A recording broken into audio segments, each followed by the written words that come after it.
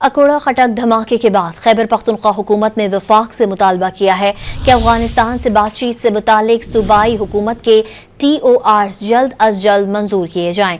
तर्जुमान खैबर पख्तूनख्वा हुकूमत बैरिस्टर सैफ ने कहा, वफाक TORs की मंजूरी में मजीद ताखीर से गुरेज करे। खैबर पख्तूनख्वा हुकूमत हंगामी बुनियादों पर वफ्द अफगानिस्तान भेजना चाहती है। अपने अवाम के जानो माल की हिफाजत खैबर पख्तूनख्वा हुकूमत की अव्वलीन तरजीह और जिम्मेदारी है। बैरिस्टर सैफ ने वाज़ेह किया कि वफाक खैबर पख्तूनख्वा में दहशत गर्दी की रोकथाम के लिए इस अहम मसले पर सियासत करने से गुरेज करे।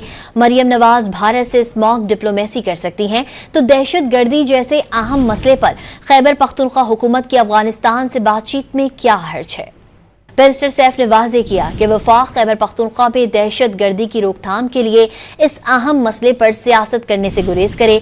मरियम नवाज भारत से स्मॉक डिप्लोमेसी कर सकती हैं तो दहशत गर्दी जैसे अहम मसले पर खैबर पख्तूनख्वा हुकूमत की अफगानिस्तान से बातचीत में क्या हर्ज है।